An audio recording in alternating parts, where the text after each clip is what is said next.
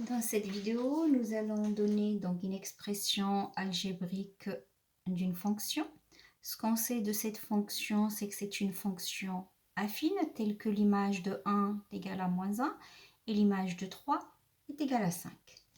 Donc, f est une fonction affine, donc sa représentation, bien sûr, sa représentation graphique est une droite, mais une fonction affine s'écrit f de x égale ax plus b. Donc, donner une expression de cette fonction, ça revient à trouver a et b, le coefficient directeur et l'ordonnée à l'origine. Dans le cours, on a vu que a est égal à f de x1, l'image de x1, moins l'image de x2 sur x1 moins x2. Donc, ça, il faut le connaître par cœur. D'ailleurs, c'est ce qu'on a vu dans la vidéo précédente pour déterminer graphiquement donc l'équation d'une droite. C'était les écarts des ordonnées sur l'écart des abscisses. L'écart des ordonnées, pardon, sur l'écart des abscisses. Ben, c'est la même chose. Là, c'est la différence entre les ordonnées sur la différence entre les abscisses.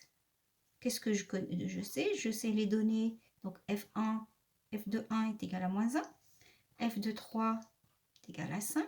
L'image de 1 est égale à moins 1. L'image de 3 est égale à 5. Ben, je remplace par f de x1, ben, ce sera f de 1. Moins f de x2, c'est-à-dire f de 3, sur x1 moins x2 sur 1 moins 3. Alors, hop, je sais que l'image de 1 est égale à moins 1, donc je remplace f de 1 par moins 1. Et je sais que f de 3 égale à 5, donc je remplace f de 3 par 5. 1 moins 3 est égal à moins 2. Et donc, moins 1 moins 5 est égal à moins 6. Moins 6 sur moins 2 est égal à 6 sur 2 égal à 3. Donc, j'ai trouvé A. Je peux déjà écrire f de x est égal à 3x plus b. Il faut que je trouve le b, il faut que je calcule le b. Je vais prendre l'un des deux points, soit celui-là ou celui-ci. Donc, peu importe lequel je prends, puisque les deux points appartiennent à la droite de cette fonction. Donc, j'ai choisi de prendre f de 1 égale à moins 1. Donc, je sais ici, je reviens à ce que j'ai trouvé là. Comme je vais travailler avec f de 1 égale à moins 1, peut-être que je ferai l'autre pour vous montrer qu'on trouve la même chose. Je sais que f de 1 égale à moins 1. Je viens là. f de x égale à 3x plus b. F de 1 égale à 3 fois x. Le x maintenant c'est 1. C'est 3 fois 1 plus b. Donc, f de 1 est égal à 3 plus b. Et je sais que f de 1 est égal à moins 1.